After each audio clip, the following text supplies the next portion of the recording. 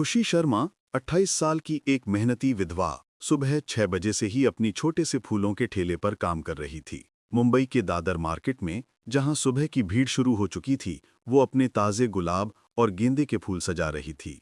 भैया, एक माला कितने की? एक ग्राहक ने पूछा। बस 50 रुपए की, बिल्कुल ताजे फूल हैं, खुशी ने मुस्कुराते हुए कहा। उसके घर में 8 साल का बेटा आयुष था, जिसे अस्थमा की बीमारी थी। हर महीने दवाइयों पर 3,000 रुपए खर्च होते थे। पति की मौत के बाद से खुशी ने हिम्मत नहीं हारी थी। रोज 300-400 रुपए कमाती थी और उम्मीद रखती थी कि एक दिन सब ठीक हो जाएगा। अरे फूल वाली! एक तेज आवाज गूंजी। इंस्पेक्टर विक्रम पाटिल, 45 साल का भ्रष्ट पुलिस अधिकारी, अपनी खाकी वर्दी ने खुशी के ठेले की तरफ बढ़ा।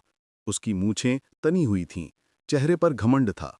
साथ में 2 कांस्टेबल थे। हाँ साहब, खुशी ने विनम्रता से पूछा। आज शाम मेरी बेटी की सगाई है, 20 मालाएं चाहिए, सबसे अच्छे फूल। पाटिल ने ठेले पर हाथ रखते हुए कहा। जी साहब, बिल्कुल, 1000 रुपए होंगे, खुशी ने गिनती करते हुए कहा। पाटिल ने हंसते हुए कहा, पैसे? मुझसे पैसे मांगेगी? तू जानती नहीं मैं कौन हूं। खुशी घबरा गई। साहब, मेहनत की कमाई है, घर में बीमार बच्चा है। अगर यहां धंधा करना है तो मुंह बंद रख, वरना ये ठेला यहां से हटवा दूंगा, समझी? खुशी ने हिम्मत जुटाकर कहा। साहब, कम से कम लागत तो दे दीजिए, 500 रुपए। बस ये सुनना था कि पाटिल ने गुस्से में आकर ठेले को एक जोरदार धक्का दे दिया। सारे फूल सड़क पर बिखर गए, पानी की बाल्टियां गिर गईं, मालाएं कीचड़ में सन गईं। अगली बार सीधी बात करना, पाटिल चिल्लाया और चला गया। आसपास के दुकानदार और लोग देख रहे थे, पर किसी ने कुछ नहीं कहा। सब जानते थे, पाटिल से कोई नहीं उलझता। खुशी वहीं सड़क पर बैठकर रोने लगी। उसके हाथ कांप रहे थे। हे भगवान, अब क्या होगा? आयुष की दवाई कैसे लूंगी? पास की चाय की दुकान पर एक महिला सलवार कुर्ते में खड़ी थी। साधारण कपड़े, कोई मेकअप नहीं, बस एक छोटा सा बैग। वो सब कुछ देख रही थी। ये थी आईएएस अधिकारी मीरा देशमुख, मुंबई की नई अतिरिक्त आयुक्त। वो रोज सुबह अलग अलग इलाकों में बिना पहचान के घूमती थीं, जमीनी हकीकत समझने के लिए। मीरा का खून खौल रहा था, पर उन्होंने खुद को संभाला। उन्होंने सब कुछ अपने मोबाइल में रिकॉर्ड कर लिया था। मीरा खुशी के पास गईं। बेटा उठो, रोने से कुछ नहीं होगा। खुशी ने आंसू पोंछते हुए ऊपर दिखा। मीरा ने अपने पर्स से 2,000 रुपए निकाले। ये लो, नए फूल लाना और अपने बेटे की दवाई ले लेना। नहीं मैडम, मैं भीख नहीं मांगती, खुशी ने मना किया। ये भीख नहीं है, ये तुम्हारे हक का पैसा है जो उस अधिकारी ने नहीं दिया, मीरा ने दृढ़ता से कहा। मेरा नाम लिख लो, मीरा देशमुख। अपना फोन नंबर दो। खुशी डर गई। मैडम, आप नहीं जानती वो कितना खतरनाक है। एमएलए रमेश पवार उसका रक्षक है, कुछ मत कीजिए। मीरा ने खुशी का हाथ पकड़ा और आंखों में देखते हुए कहा, मैं वादा करती हूं, न्याय जरूर होगा। उसी शाम मीरा ने अपने विश्वसनीय साथी डीसीपी अर्जुन राव को बुलाया। मुझे विक्रम पाटिल की पूरी हिस्ट्री चाहिए, मीरा ने कहा। अर्जुन ने फाइल खोली। 8 साल से यही कर रहा है, छोटे व्यापारियों से हफ्ता वसूलता है, 23 शिकायतें हैं, पर एमएलए पवार की वजह से कोई कार्रवाई नहीं हुई। पवार की 3 अवैध प्लॉट हैं, जिनकी सुरक्षा पाटिल करता है। परफेक्ट, अब सुनो हेरा प्लान, मीरा ने कहा। अगले दिन सुबह खुशी को फोन आया। खुशी बेटा, आज नॉर्मल काम करना, हम आपके आसपास रहेंगे। दादर मार्केट में अंडरकवर टीम तैयार थी।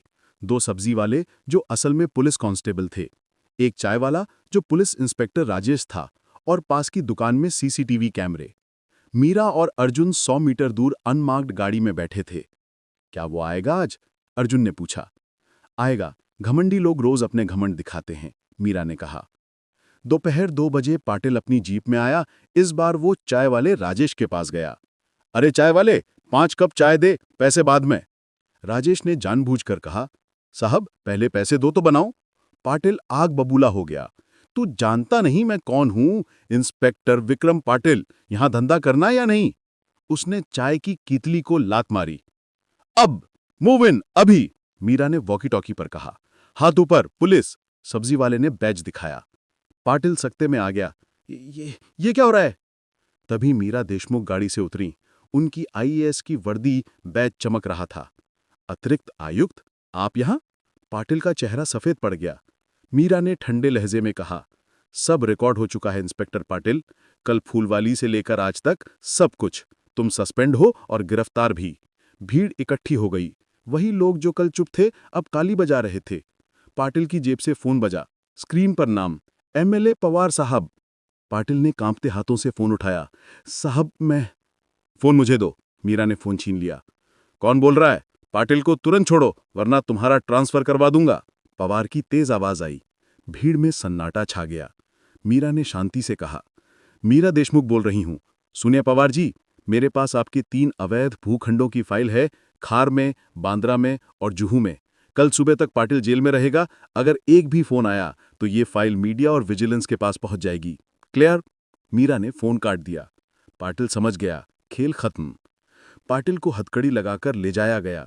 भीड़ में खुशी खड़ी थी, उसकी आंखों में आंसू थे, पर इस बार खुशी के। मैडम मैडम, और लोग आगे आए। उसने मुझसे भी हफ्ता लिया था, मेरी दुकान तोड़ी थी, मेरे बेटे को मारा था।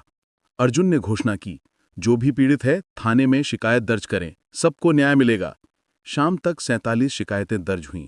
पाटिल सस्पेंड हो गया। 2 दिन बाद दिवाली की शाम मीरा खुशी के छोटे से घर पहुंची। साथ में फूलों का बड़ा ठेला, आयुष के लिए इनहेलर और दवाइयां और मिठाई के डिब्बे। मैडम मैडम, खुशी दौड़कर आई और मीरा के पैर छूने लगी। मीरा ने उसे उठाया। ये तुम्हारा हक था, भीख नहीं। आयुष छोटे हाथों से दिया लेकर आया। मैडम आंटी, आप भगवान की तरह हैं। मीरा ने बच्चे का सिर सहलाया। खुशी रोने लगी, पर खुशी के आंसू। आपने मेरा विश्वास व्यवस्था में वापस लौटा दिया। आप जैसे अधिकारी हैं तो देश का भविष्य सुरक्षित है। उन्होंने साथ मिलकर दिए जलाए। पड़ोसी भी आए। छोटे से घर में उत्सव का माहौल था। मीरा ने कहा, याद रखना खुशी, जब अच्छे लोग खड़े होते हैं तो न्याय हमेशा जीतता है। ये कहानी पूर्णतः काल्पनिक है, मनोरंजन और शैक्षिक उद्देश्यों के लिए बनाई गई है। सभी पात्र, घटनाएं और संवाद काल्पनिक हैं। किसी वास्तविक व्यक्ति, संस्थान या घटना से कोई संबंध नहीं है। कृपया इसे केवल एक कहानी के रूप में देखें। हमारा उद्देश्य किसी की भावनाओं को आहत करना नहीं है। अगर आपको ये कहानी पसंद आई तो कृपया लाइक करें और ज़्यादा से ज़्यादा लोगों के साथ शेयर करें। कमेंट में बताएं कि आपको कौन सा हिस्सा सबसे अच्छा लगा। प्रेरणादायक कहानियों के लिए हमारे चैनल को सब्सक्राइब करना न भूलें। न्याय में देरी हो सकती है, पर न्याय होकर रहता है।